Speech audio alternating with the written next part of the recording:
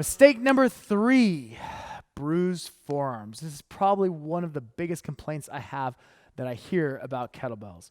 So the reality is, if we don't have the form down with the clean and the snatch, or anytime we get that bell into the rack position, you're going to get a bruised forearm. So what's the first thing we do? We need to learn the proper technique to get the bell around the forearm. So let's say that we've learned technique, but we just have to practice it. One of the issues is when we're cleaning the bell, because that's typically when it happens. I'm going light, no shame there. We're going to go into a clean, but the problem is people get that kung fu grip and they're holding the bell too tight and it slams on their forearm. Or they're so focused on that outward momentum that the bell comes around and slams on their forearm.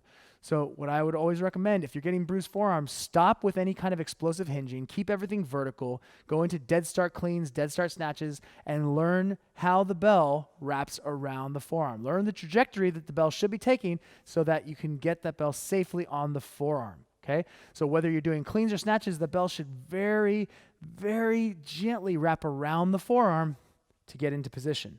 It's not going to come up and over for the cleans, and if it does for the snatches, because there's going to be a punch through that's going to basically work while that weight is slightly weightless to position it into place. We're so focused on trying to get the bell into position that we don't realize that's what's slamming. We want to position ourselves under the bell.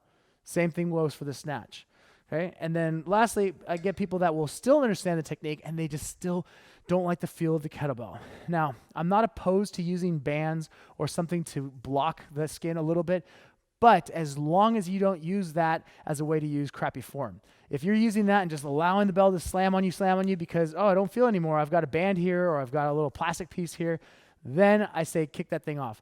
But if you have the proper form and you just don't like the way the bell feels, it's resting on your forearm, then by all means, go ahead and try that just so that you can build up the tolerance, and then hopefully you'll be able to take that off. But if not, that's fine, just as long as the technique is down perfectly.